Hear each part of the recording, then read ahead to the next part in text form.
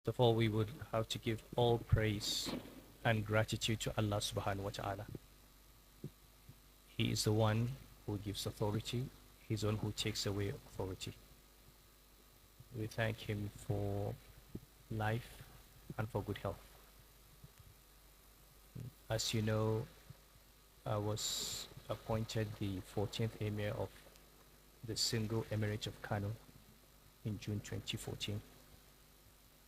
And now I'm reappointed as the Emir of the single Emirate of Kano. In between that period, we did not have a single emirate. We had 5 Balkanized emirates. And this was an injustice to the history of Kano. It was an attack on our history, on our culture, on our traditions. And it was an act of betrayal to our family. We thank Allah subhanahu wa ta'ala that today the emirate has been unified again. Its people have been brought together. That an injustice has been corrected.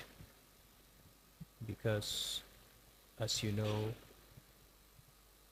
I was dethroned on an allegation of insubordination, which was never specified. I was never given an opportunity to defend myself, but I have never spoken about it because I always assumed that when the time is up, it is up. So today I thank God that God has remained, as we know, a faithful God who stands by justice. I would like to express my sincere gratitude to my brother, His Excellency, the Governor of the State, Engineer Abu Kabir Yusuf, my brother, His Excellency, the Deputy Governor, Comrade Amin Abdul Salam, His Excellency, the Honorable Speaker of the House, for making this possible. I would also like to express my thanks to His Excellency, the President, Alhaji Shiwaju Bola Ahmed Tinubu, without whose principled stance of non-interference in the internal affairs of the state, this would not have been possible. The President has shown that he is a respecter of the Constitution and the separation of powers. He recognizes that this is a purely local matter and that the government has a responsibility to do what is right for the state. And I'm aware that he has resisted all pressure to get the federal government to be involved. I would also like to express gratitude to the security services. You have been in Kano the last few days. You have seen how happy people are, but you have also seen how exemplary the police, the DSS and other services have been in terms of maintaining law and order. I would like to assure both the state and federal government my loyalty, collaboration, cooperation in all matters that will further the interests of Kano and the interests of Nigeria. You can be assured that they will find in me a friend, a confidant, and an advisor. And we pray that this country and this state have peace and have development. There are always people who will try to cause instability, always people who will try to destabilize the system.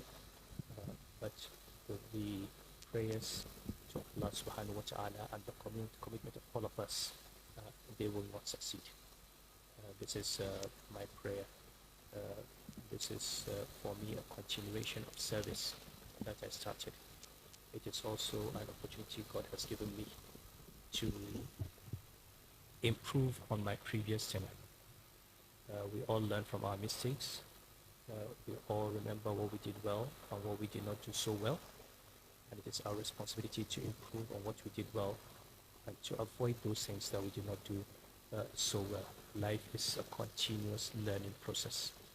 I've enjoyed the break of the 4 years. I've been grateful to God for the time spent. And I thank the people of Kano for their love.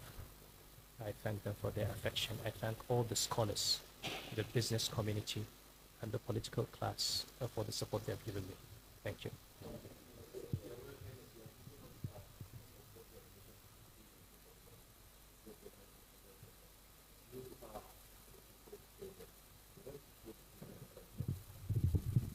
Well, first of all, my advice to people is at this point in time, we need to exercise a lot of patience. I'm an economist, and I look at many things through the prism of economics. We are at a stage in our national development where some decisions have had to be taken, and people are going through difficult times. But these difficulties are a result of many, many years of bad policy. So we should first of all understand that the current government is not the one that is responsible for the issues, but they do have to bear the burden. It is now their responsibility. Now, anybody who knows economic crisis understands that these things take 2, 3, 4 years to work themselves out. We should not expect that because we have a new government that in 6 months all the problems of the previous 8 years will be eradicated. So first I would urge people to be patient. I would also urge them to be fair. I would also urge the government to understand that much as these difficulties are necessary, we have a responsibility to make them as short as possible and get out of this crisis as quickly as possible. So I think my primary role will have to be to continue to offer constructive advice to the government and also to the people, because we need to explain to them. Sometimes people get involved in politics and propaganda. It is easy to attack a government or attack the president or blame this or blame that.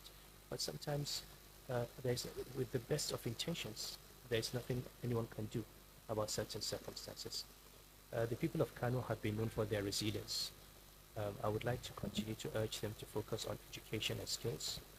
I would like them to, in particular, pay attention to the girl child. This has always been my conversation. I would like them to understand that it's very important that they do not rely entirely on the government for their livelihood. People should try and earn a living. And I hope the government will be able to create the opportunities for individuals to thrive and to earn. These are my words.